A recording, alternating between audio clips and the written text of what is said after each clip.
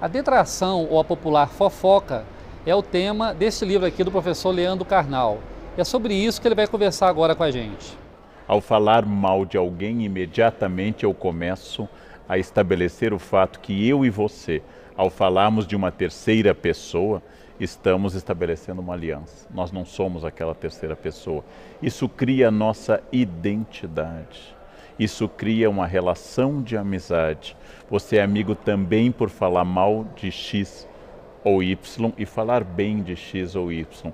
Eu fui uma vez a um programa e o apresentador começou dizendo isso, né? Que horror, né, professor, essas pessoas que falam mal dos outros. Eu disse exatamente, você ao falar dessas pessoas está fazendo detração, ou seja, você está se considerando melhor ou superior do que aqueles que falam mal dos outros. Professor Carnal, você acha que a internet, de certa forma, turbinou isso aí? Turbinou porque ela atomizou a possibilidade de todos se tornarem autores. Turbinou porque ela retira o ônus da presença física. É mais difícil falar mal das pessoas com o risco físico da presença, do ônus de, por exemplo, receber uma resposta na cara ou até uma agressão física, mas também porque neste nosso mundo líquido, usando uma expressão do Bauman, nós nos tornamos todos autores com autoridade. Por exemplo, no momento que eu abro uma conta no Facebook, automaticamente eu ganho um diploma de jurista especializado em Constituição, apto a emitir opinião sobre impeachment abalizada ao lado dos maiores constitucionalistas do Brasil, porque eu tenho conta no Face. No momento que eu tenho o acesso à internet, eu posso emitir opiniões sobre medicina, educação e história. E se alguém me disser que está errado, eu digo, é sua opinião. Há poucos dias eu emiti uma opinião sobre o abandono que o Reino Unido está fazendo da União Europeia. Um menino de 14 anos me respondeu, você está completamente equivocado. E eu pensei, a mãe dele era virgem e eu já publicava livros sobre o tema. E ele diz que eu estou equivocado. É claro que eu posso estar equivocado. E idade não é um argumento, senão os argumentos da Rainha Elizabeth seriam superiores aos da média dos ingleses. Porém, não passa um minuto pela cabeça deste menino que talvez alguém que estuda o tema há 30 anos, talvez possa ter uma autoridade no tema. Ou não passa pela cabeça dessa pessoa. Agora, no seu livro, você fala de um problema legal, inclusive, né? Que a detração, a injúria, a calúnia são coisas previstas no Código Penal. Exatamente. Né? É muito difícil você separar o limite da liberdade de expressão do limite da injúria, da calúnia e da difamação.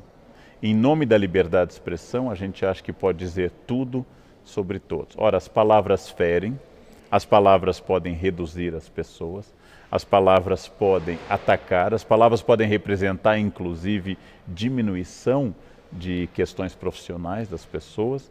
Logo, como eu dou o exemplo no livro, no caso da escola que foi caluniada, sendo escola acusada, base, né? um caso clássico em jornalismo, caluniada a partir da fantasia de uma criança e a partir do depoimento de outras pessoas, essa escola foi destruída, as pessoas foram destruídas, era absolutamente sem nenhum sentido aquilo que está sendo dito. Por isso, liberdade de expressão é garantida pela lei e é um dos grandes privilégios da nossa vida. Porém, saber que as palavras ferem e destroem é fundamental na responsabilidade da imprensa e de todo cidadão que fala em público ou que publica ou que comenta. Este cuidado nós temos que ter. Professor Carnal, falando um pouco da área da história, que é a sua área, né? Falar mal do opressor é uma forma de detração ou seria apenas uma arma do fraco contra o poderoso? As duas coisas, porque, como eu dou o exemplo no livro, a estátua do Pasquino, que fica do lado da Piazza Navona, onde o Brasil tem embaixada, bem perto da embaixada brasileira, ela tem uma boca redonda no qual os romanos há séculos colocavam ataques, ora aos papas, agora podia ser ao Berlusconi, a situação da Itália e assim por diante. O humor, a ironia popular, a charge, o veneno, é uma espécie de arma contra quem a gente não tem mais nenhum poder. Professor, o debate político de hoje é um poço de maledicências, né? O senhor acompanha isso muito bem.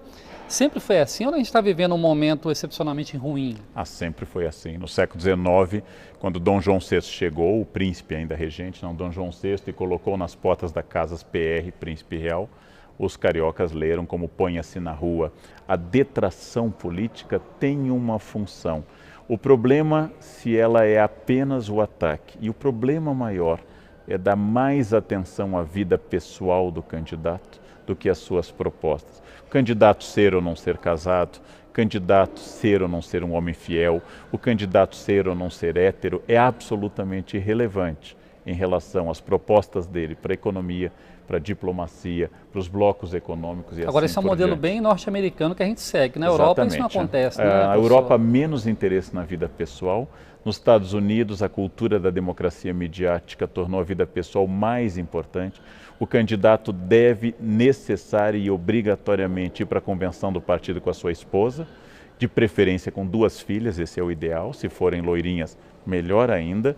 E ele deve agradecer a Deus, logo em seguida a companheira que o acompanha há décadas, que é a sua esposa, beijá-la, não de forma erótica, mas de forma apaixonada, e passar a mão na cabeça das filhas. Ele deve dizer que família é tudo, então ele é livre para dizer suas ideias políticas. É quase que a carteira apresentada para ele poder ingressar na política, não? Agora, essa detração em voga na política brasileira, parece que, de certa forma, ela contaminou a sociedade, né? Essa história do Fla-Flu, como é que você analisa a forma como as pessoas se tratam hoje? Pessoas que têm diferença política e se tratam sempre de forma detratando um ao outro, caluniando um ao outro. Nós sempre fomos detratores, essa é uma característica.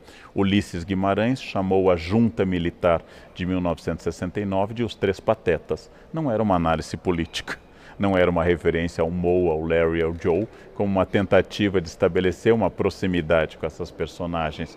Porém, a detração é uma questão e é uma questão importante. A outra é o debate de Fla-Flu, nós e os outros, a adjetivação estúpida que tomou conta, porque ela não faz avançar o debate político. Na medida em que cada lado apenas adjetiva, cada lado apenas diz você é o mal e eu sou o bem, nós não temos um acordo político. Nós temos no Brasil desconfiança de 2 instrumentos. Não é que nós não possamos ter essa desconfiança, mas nós temos. Uma é o mercado como instância reguladora das coisas, e a outra é a política como instância onde eu possa resolver os problemas. Nós gostamos mais da força, da intervenção, do Estado e da fofoca. Acreditar na política como uma instância de harmonização é mais difícil entre nós. Dá mais trabalho, né? Dá muito mais trabalho, né? Professor, muitas vezes a fofoca ela é irracional, né? O senhor até comenta isso no seu livro. Ela não se dobra nem mesmo diante da realidade. Sim. Você mostra a realidade e a pessoa continua dizendo que a verdade é a fofoca dela. Como explicar isso? Porque ela responde a forças que a gente chamaria de atávicas, primitivas, tradicionais. Então, por exemplo, nós historicamente fomos governados por presidentes quase sempre acima do peso. De repente, uma presidente mulher está acima do peso e as pessoas comentam mais isso, que não comentavam nem nas barrigas proeminentes de Lula e seus antecessores. Por quê? Porque é mais atávico falar da forma física feminina do que a masculina. Essa cobrança é muito sobre a mulher. Isso é muito atávico, é a coisa mais forte que tem em nós, apelar aos estereótipos, aos arquétipos, a tudo aquilo que nos ensinaram indiretamente. Aquele aprendizado que eu tive no banco de trás do carro, quando meu pai dirigia, eu era criança e gritava, tinha que ser mulher. Essa tradição misógina, tradição de desconfiança do feminino, ela é muito forte entre nós. Logo, é preciso analisar objetiva e criticamente. Professor, o senhor diz no seu livro também que toda detratação fala mais do detrator do que do alvo da sua mentira, né? O senhor poderia explicar melhor essa forma de projeção, vamos dizer assim? Toda detração, então, ela tem como objeto alguém, mas toda vez que eu aponto o dedo para alguém, há 3 dedos apontados para mim. Teoria psicanalítica básica freudiana. Quando Pedro fala de Paulo, Pedro fala mais de Pedro do que de Paulo. Se eu lhe acuso de alguma coisa, obviamente essa coisa encontrou um eco em mim, difícil de ser resolvida. Por exemplo, homofobia, como querem os psicanalistas, é sempre o choque entre 2 homossexuais, o que aceita sua sexualidade e o que não aceita, e por isso ataca. Ou seja, ao falar mal de alguém, eu estou expondo as minhas dores. Ao falar mal de alguém, eu estou dizendo, nossa, fulano é muito burro, fulano não tem estudo, fulano se tornou presidente, mas é muito burro. Bom, se ele é burro e se tornou presidente, você é genial e é gerente apenas dessa lojinha, alguma coisa está errada em relação ao cargo. Ou seja, é uma maneira de catarse. Catarse é um conceito aristotélico no qual eu transfiro essa energia para este campo. Ou seja, falar mal é uma forma de falar do que me dói, do que me incomoda. Por isso, nós deveríamos ter um pouco de cuidado, porque é quase um raio-x da nossa alma. Quase toda detração ela embute alguma forma de preconceito, né? O senhor concorda com isso? Sim. E como combater o preconceito, já que ele é a fonte da detração em geral? Tente eliminar do campo do humor e da piada o português, a loira, o homossexual. Tente eliminar da piada o pobre, tente eliminar da piada o nordestino e você verá que o nosso humor acaba de falecer.